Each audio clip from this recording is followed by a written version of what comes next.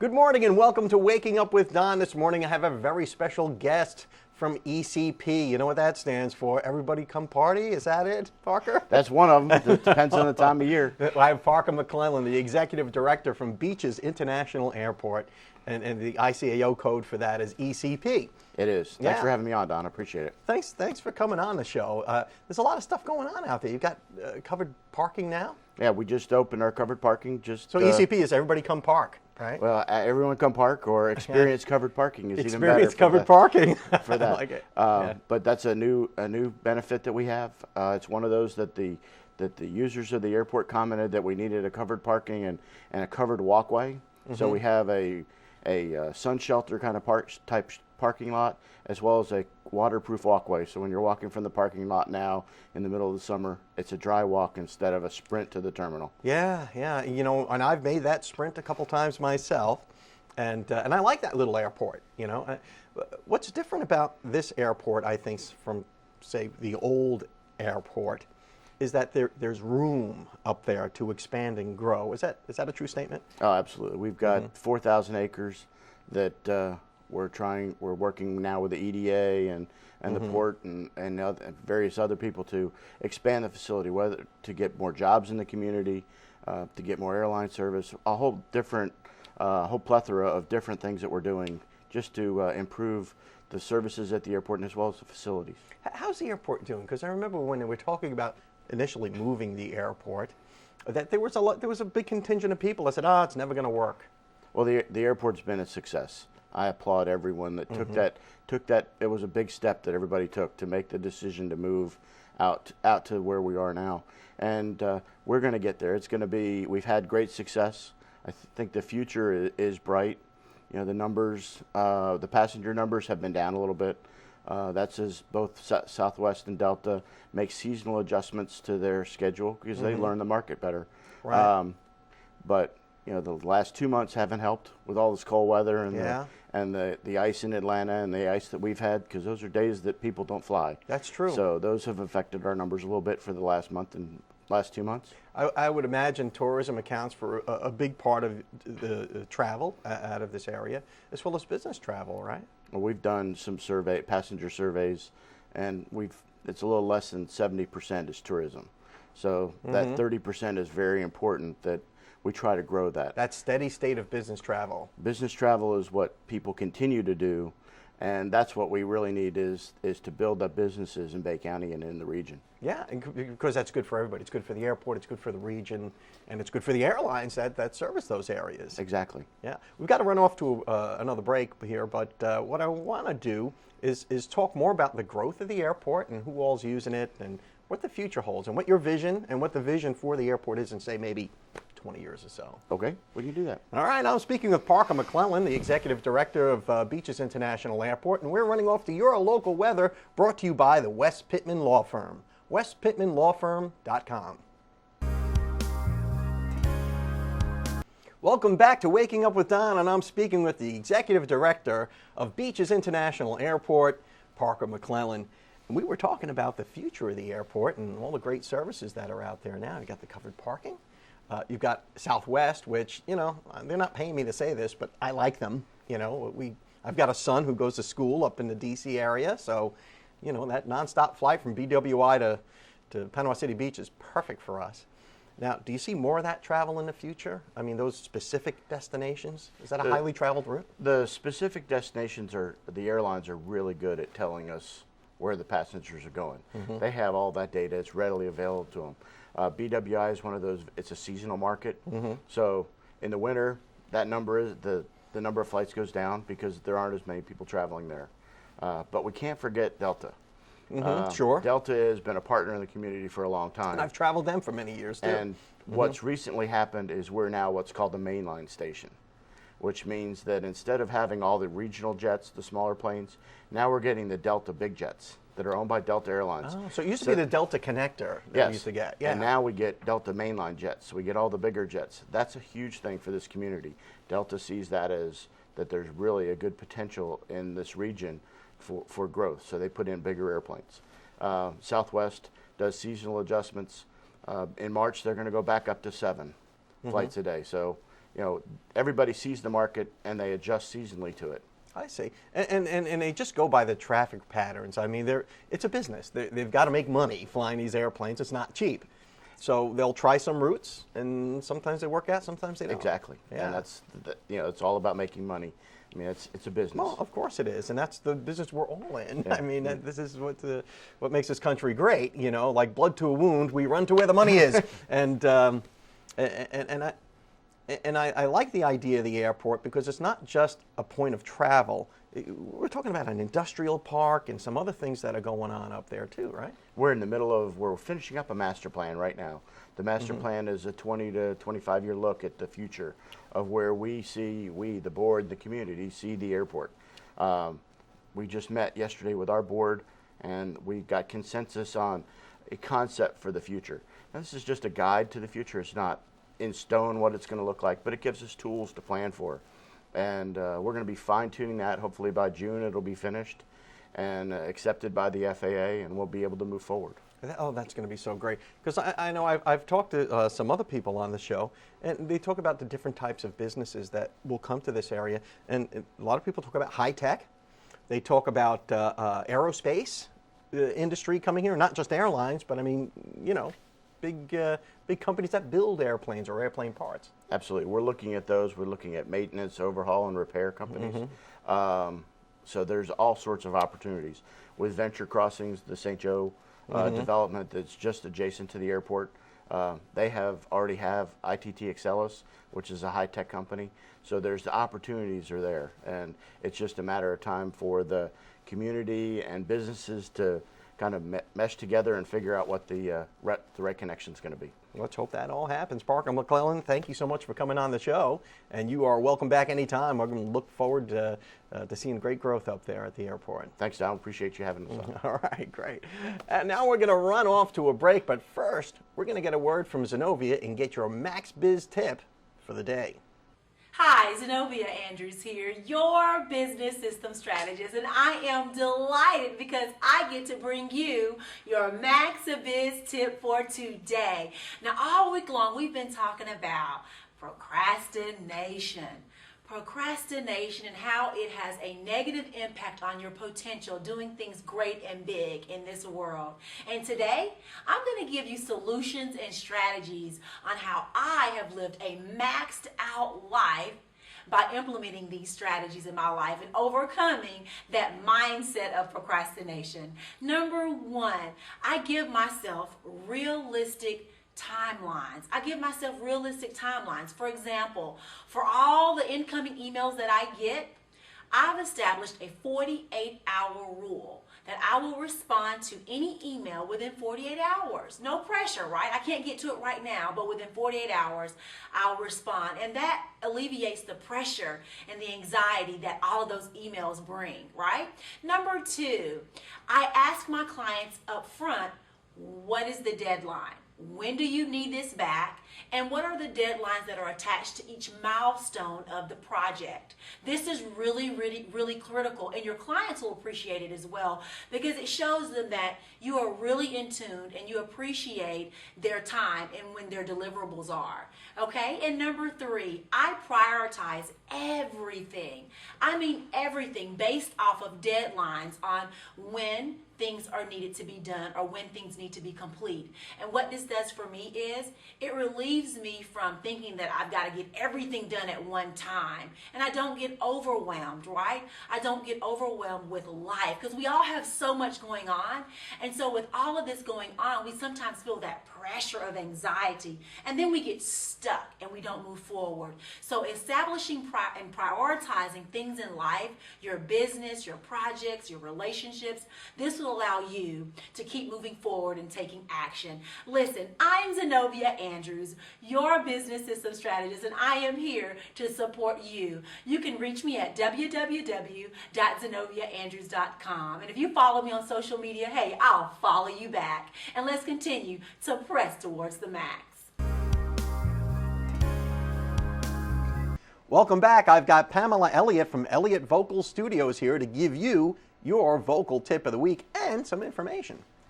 Pamela, welcome back. Hi, Don. Hey, so we've got some exercises for the voice. Yes. What is this one about? There is an exercise, and I told you about this last week, and I promised you that I was going to give you a great exercise that you can do before you go and perform vocally or even at a speaking engagement. So we're going to talk about that exercise today. Okay. And it is pretty fun. Okay. So I'm all about fun. That's what the Don's show going is to be about. my guinea pig today. All right. Well, I'm used to that. So Yeah. I'll try anything for the show. Yeah. Okay. So I I don't do any vocal exercises. I do some radio sometimes, and of course I do this show. And I try to speak clearly and succinctly and try to have a clear throat. And that's about all I really do. But there's more I can do to sound better. There is an exercise, and I call it the bubble. If any of you been at a voice lesson with me, y'all know what this is. Okay. Because it's the first exercise I give every student that walks through my doors. Okay. And it's not easy for everybody. The bubble. But if you practice it, you can get it. And what does it do for you? The bubble causes your vocal cords to conduct properly. And also, it works on your breath support and your breath control. It also loosens your lips up to be able to speak your song or you know, for And it kind of speakers relaxes to- you a little too, I would imagine. Absolutely. And, you know. It's a wonderful exercise. All right, so show me how to do the bubble. How do we do that? Okay. Well, the first thing we're going to do is we're going to put our fingers in our cheeks Just like this, thusly. just a little bit, and then Uh-huh. we're going to just barely push up and relax our lips, okay? Okay. Then it's just going to bubble. All right. Okay. Nice now- tone, Don. Very good. Can I play a song doing this? It's kind of like doing Donald Duck.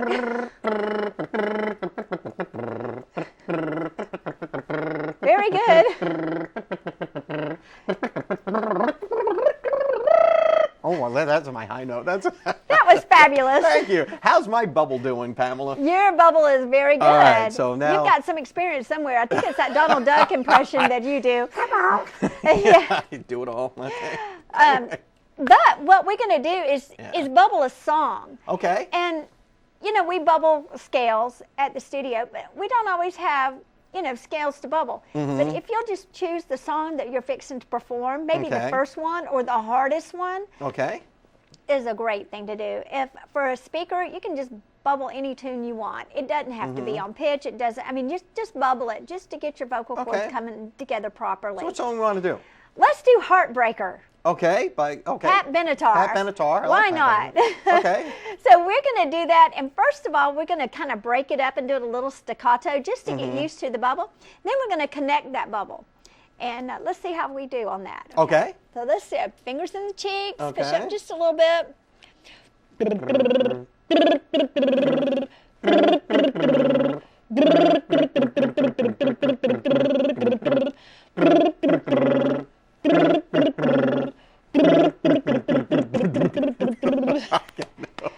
Okay. So. And then you can do the high note. Okay. Well, that sounds like a fun exercise, and your students must just love that. And Oh, that does yes. relax you, I guess, a little bit. It You does. have It's a some fun doing that. wonderful, wonderful exercise. You can do Twinkle, Twinkle, Little Star if you want to for younger kids. And you can just, like I said, pick any song you want and just bubble it. Now, you've got some other stuff going on out there at the studio. What's coming up? Well, the Pamela Elliott Talent Agency has an open call for models next weekend, March 8th. From 12 to 2. So come on out and find out about that. And the next thing we have after that is March 22nd. Save the date. We have Charlie and Dana Hunt Black coming to do a songwriters seminar for us from 1 to 4. And they have 18 #1 hits, guys. So y'all really need to come out and And do people that. need to make sure to tune in next week because you're going to Yes. have a little bit of a contest here where you're going to give away a Yes. vocal lesson, isn't it? Yes, we sure are. We're going to have a text to Dawn contest, Uh-huh. and we're going to give away a free vocal lesson. Well, that'll be great. So just remember that. Tune in next Thursday, and we're going to give you all the details on that contest and how you can win a vocal lesson with Pamela Elliott. You've been watching Waking Up with Don. We'll be right back.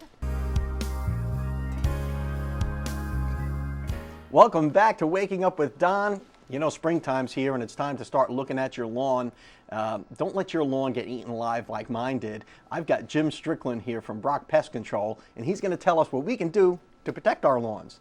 It's a big investment, laying sod and all that stuff, right? Absolutely is, yes, sir. And what should we be looking at, Jim, this time of year? What should we be doing to our lawns? We are going into the growing season, so it's time to start putting out your fertilization, and it's time to start looking for the insects and the fungus with the excessive rain that we've had this year, and which we'll probably continue to have. That's true. Fungus is an issue because most people think about pests, because Yes, that's sir. what I did with my lawn. I had army worms, and I went out there and killed them all, and then the fungus set in Yes, and sir. just ruined the lawn. Weeds, insects, and fungus are the three lawn destroyers that we struggle with in the Panhandle, yes, sir. So aside from getting a lawn service like yours, what should homeowners do? Should you be on a schedule? Is it once you see like pests on your lawn, is it too late? Depending on the pest, some of the pests attack different types of grass and can be eliminated, and the grass can bounce back relatively quickly with the proper applications.